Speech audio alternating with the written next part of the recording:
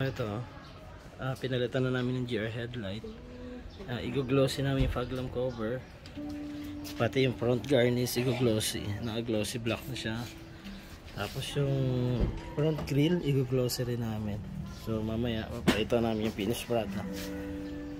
Yan. Papakita namin yung finished product mamaya. So ito yung stock. So ito na yung naka-glossy ngayon. Yan, glossy na siya.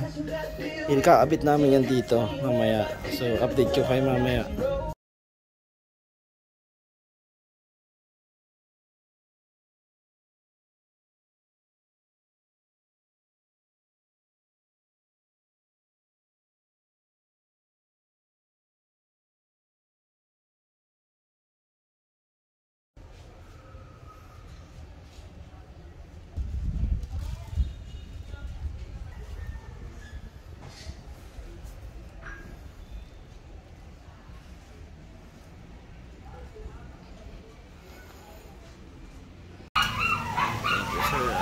So, ayan, naka-glossy na siya.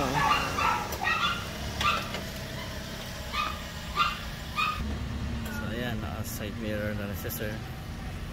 So, ayan.